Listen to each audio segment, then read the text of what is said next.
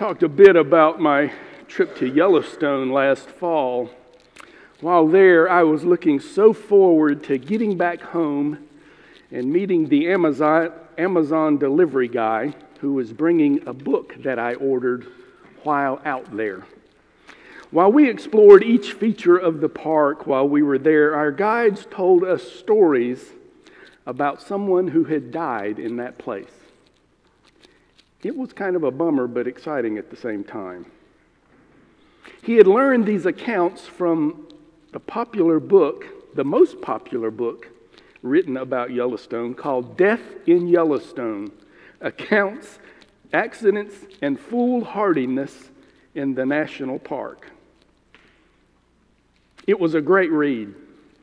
If you like that kind of stuff, I encourage you to get it. But by the end, it gets kind of old, actually, believe it or not.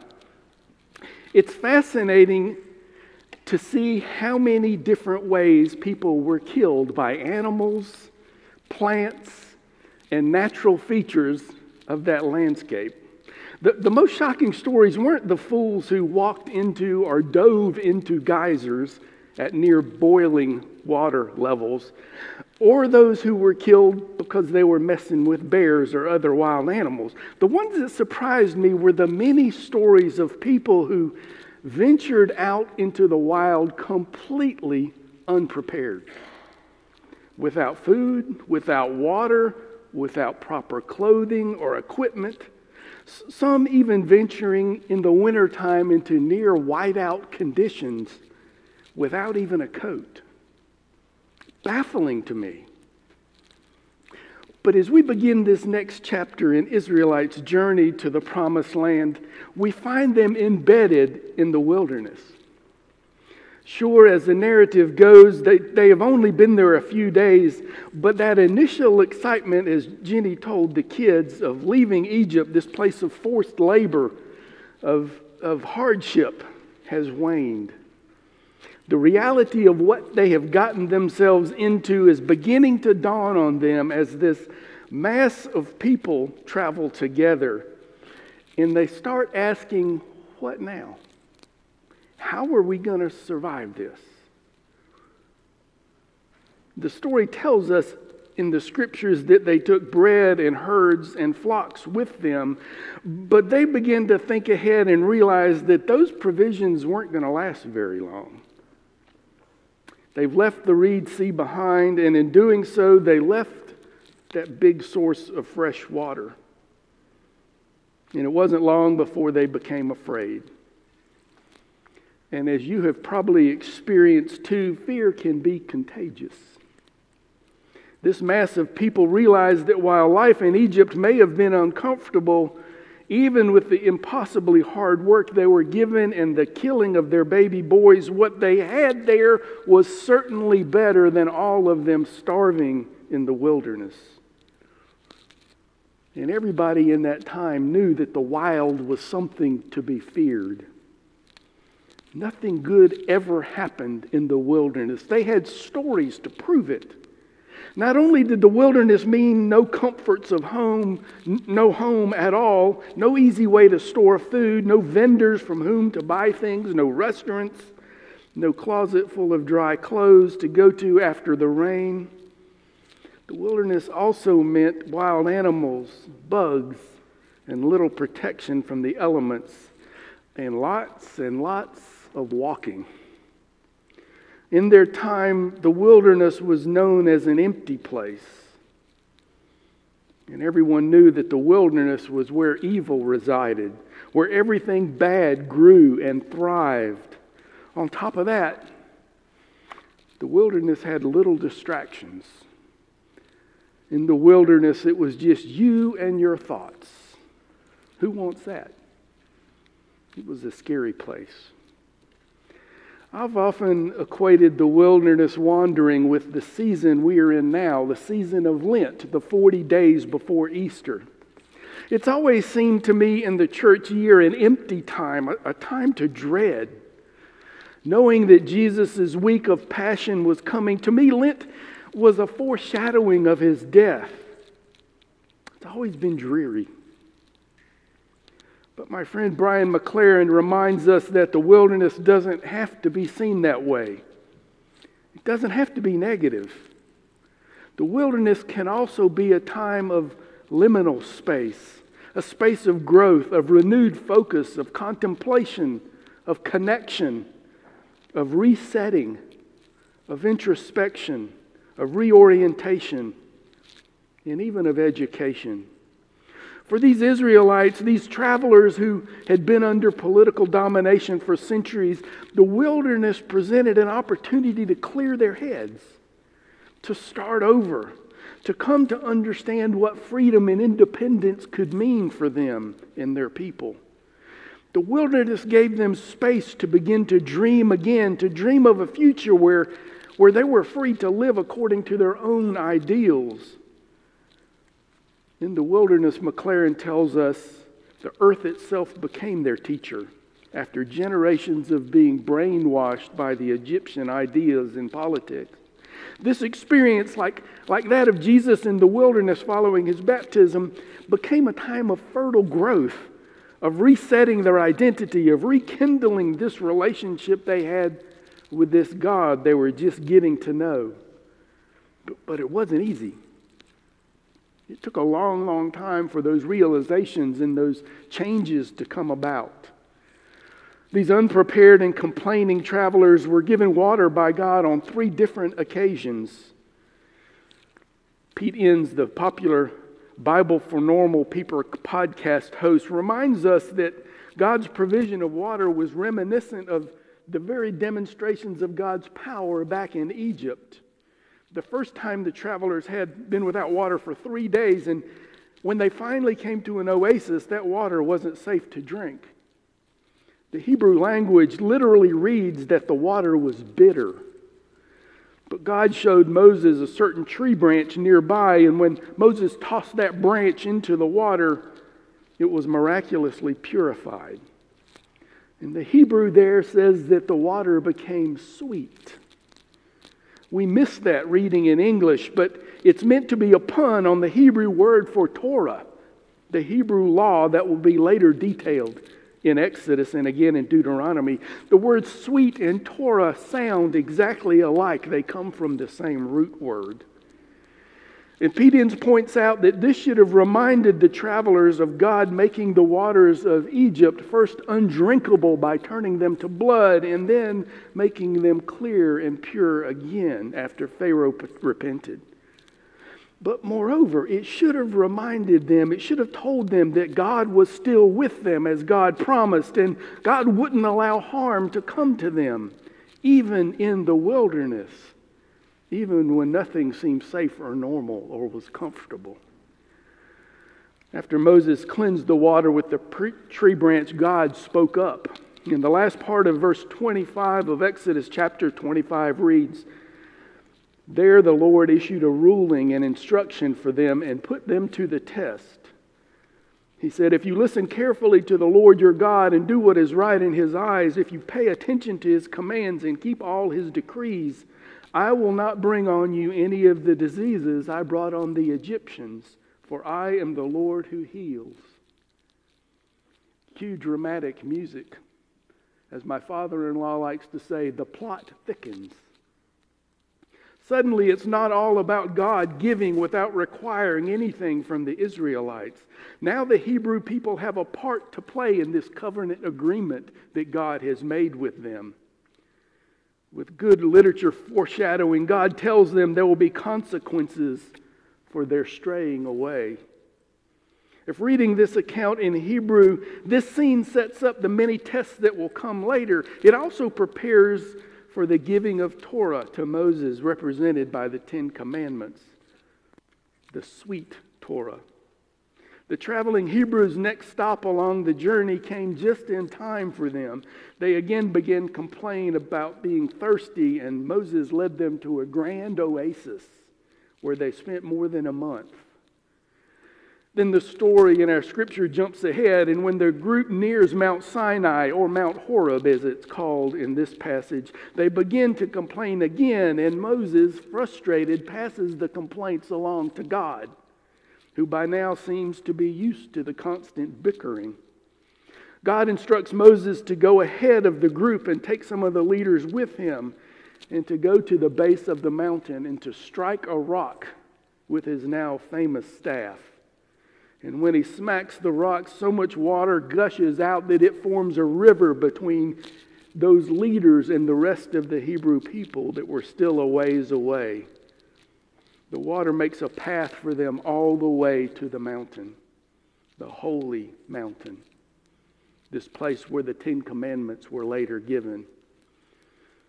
Amid their complaints to Moses about having no water, they also complained about having a lack of food. I know some of you are detail-oriented and remember everything you read and hear, and some of you will recall that when they left Egypt, they didn't leave empty-handed. They took bread and herds and flocks with them. Exodus chapter 13, 37 through 38 reads, "The Israelites journeyed from Ramses to Succoth. There were about 600,000 men on foot, besides women and children. Many other people went with them, and also large droves of livestock, both flocks and herds." So what's going on here? In one place we're told they took plenty of food with them, and later they were hungry and afraid of starving. Did they have a big feast on the way and eat up all their provisions in that short period of time? As I mentioned before, these stories were compiled into the narrative we have today many, many years, perhaps even centuries later after Joseph's heirs left Egypt. Most scholars believe that there were at least two different sources used to compose the book we call Exodus. Sometimes the differences are rather obvious to scholars like this one. Did they have food with them or did they not? When Moses reported the complaints to God, manna miraculously rained down from the skies each morning. Manna was weird to the Hebrews. They'd never seen anything like it. No one had. And apparently it tasted like honey cakes, but was thin like crackers or perhaps frosted flakes. Who knew that God invented breakfast cereal? The Hebrew word manna means simply, what is it? Even though they now had food, they soon began grumbling again, this time because they were bored with breakfast cereal. They wanted meat too. And again, they ignored the previous detail that they had left Egypt with herds and flocks. What happened to them, we don't know. Each morning the manna was found on the grass, and each evening at twilight, quail appeared, and they had their fill. This Exodus story is the defining identity narrative for the Hebrew people. Remember, the best scholarship shows that this section of Exodus was compiled into the story we now have while the Jewish people were in exile, either in Babylon or Persia. These stories were important to them in that time because it's their origin story too. But more so because it reminded them that no matter where they might end up in the future, no matter their travails, no matter the celebrations that came their way, their God would always hear their cries and always be there. And not only would God be there for them as God promised, but God would also be faithful to care for their needs and their wants. We'll see as we go along in the Old Testament that there are times when it seemed like God wasn't with them or that God had abandoned them. These were seen as times when God had wandered away or they had wandered away from God, and when they had failed the test, when they had not kept up their end of the bargain or their part in the covenant. So they believed God was disciplining them to bring them back into a right relationship, and the prophets told them that. But through it all, God would not give up. Though several times along the way, God had to be convinced by these prophets not to destroy them and start over. So what does this Bible passage have to do with us, a group of Baptists who have never been in exile, most of whom can't imagine wandering unprepared in the wilderness for years? You may have heard attempts by various interpreters to allegorize these parts of the story. Some have suggested that the bitter waters refer to the tribulations that the faithful will suffer until Christ comes again. but that Christ will turn those bitter waters of persecution and suffering sweet if we only focus on and follow Jesus. Others have suggested that the branch or the tree that Moses threw into the lake there is to foreshadow the cross on which Jesus was crucified, and the bitter water represents the drink he was given as he died. Perhaps. But I think those ideas are a strange attempt to look back and find anchors to insert Jesus into every line in the Bible. I think sometimes, to use Jenny's favorite word of mine, hokey. I've talked with you before about the dangers of bad theology and the church trauma that such interpretations have produced over the years. Theology, if done well, will change over time. Theology is not a hard or a static science. It's always changed and adapted to new ideas, to new discoveries, to new experiences. Many ideas that were once thought heretical that resulted in excommunication, imprisonment, and even execution are now almost universally accepted. Others that were considered orthodox doctrines are now believed no longer to be true in our time and context. These narratives of the Exodus and the wilderness wanderings are Israel's primal origin stories. They're stories of this ancient culture that no longer exists. They were collected, compiled, read, and preserved as reminders of their evolving relationship and struggles with God and the people they encountered throughout history. Above all, the story was preserved as a reminder that they are people born out of struggle, but a people who survived, and not only that, thrived, often because of their struggles. It's a story of a people wrestling with the divine, trying to carve out their understanding of God and the relationship they had with this God amid other cultures who worshiped very differently than they did. And throughout their journey, they cast aside ideas and practices that they no longer found helpful in their process of meaning making. They moved from a pantheon of gods to one God, Yahweh, or as they refer to God, Adonai, or simply in our scriptures, the Lord. When I read many of these stories, I tend to see them as just that, stories. Stories that teach me more about the human condition than about the gods they worshipped or the God I worship today. Like the people wandering with Moses, I tend sometimes to complain too much. I too am quick to grumble, argue, blame, make excuses for my bad behavior, or more often to hide my fear. I too need help in these moments when I find myself wandering in the metaphorical wilderness, unprepared, helpless, and in need of rescue, too proud to ask anybody for help. I too sometimes need a kind neighbor to lend me a hand. I too sometimes cry out for divine intervention. But through it all, no matter my actions or inactions, God is still God. Nothing I say or do stops God from being God, stops God from loving, from caring, from nurturing, from growing, from creating, from seeking to bring all creation together as God has always done and will always do. And like in these tales, God is always near and available if I but look for the signs. Signs as visible in the glowing torch in the darkness of night and the pillar of smoke leading the way in the daylight for these Hebrew people. If I only learn where to look for those signs and how to see them. No, God may not appear to us today like God appears in these stories. Our ideas about who God is and how God interacts with us is usually very different. We certainly don't see God as angry or as vindictive. We don't believe God toys nor tests us. We don't believe God casts plagues on us when we stray, nor demands that we make sacrifices on altars of stone. We understand God differently than this ancient culture understood and related to the divine. Remember, the Bible is a collection of stories, a library used by these ancient cultures to make meaning, to try to explain the mysterious details of their often harsh existence in that primitive culture.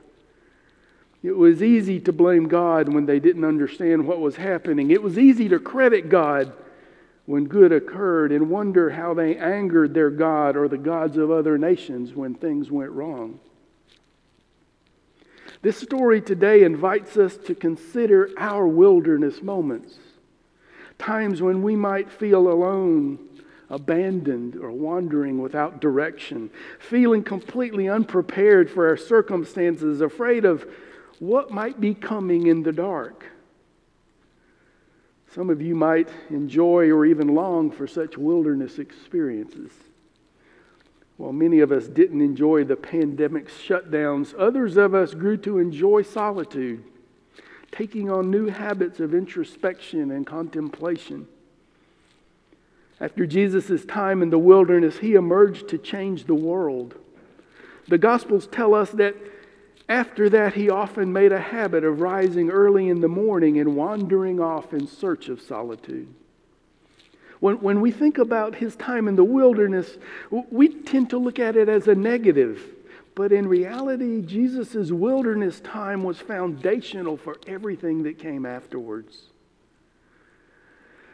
As I've grown older, I've learned to appreciate solitude and introspection more and more. In fact, I've grown to need alone time. Oh, sure, I still face the temptation of trying to fill every moment with noise and distractions. But when I get to the point that I can silence my phone and the many intrusive thoughts of the urgent, I have found even just a few seconds of solitude and silence can give me the focus and insight that would not have come otherwise. I found that it's only when I'm alone and silent that I can hear the deepest parts of my soul, the place that I find God, the very wilderness inside of myself. But even those who are, like me, extroverts, need wilderness time. Even these Israelites needed their time wandering in the wilderness. And once they got over the shock, it was there that they learned their needs were not supplied by the Pharaoh or their taskmasters, but were supplied by God. That all they needed came from the earth and could be found all around them, even in this dreaded wilderness. Those realizations would have never happened without the time they spent wandering there. In this story, the wilderness became just what the people needed, just when they needed it. Later, the prophets called for the nation of Israel to remember these days, to recall the time when God led them out of Egypt and cared for them on their journey. It wasn't just that they were being romantic. Those prophets knew that they needed to remember their wilderness experience. What was most feared became the thing they most needed.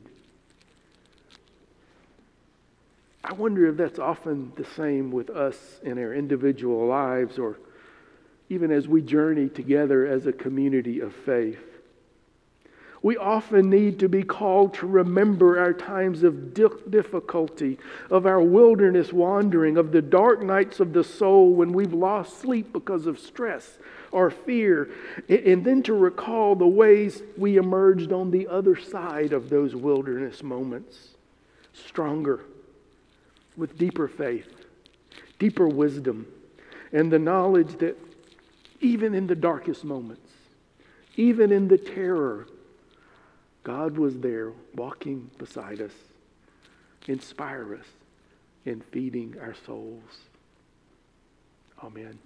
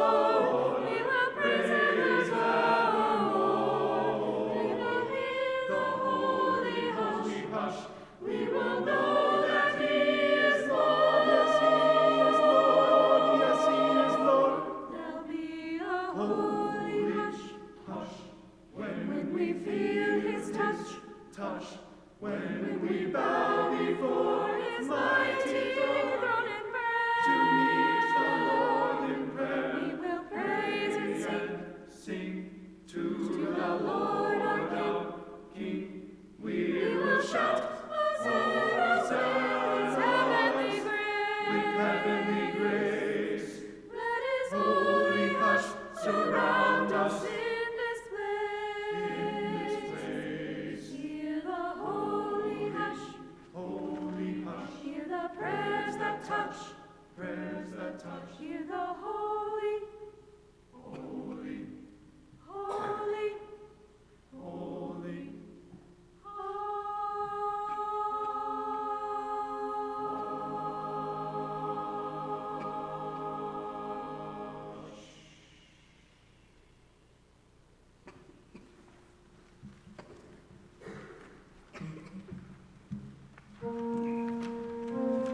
Stand as we sing our benediction.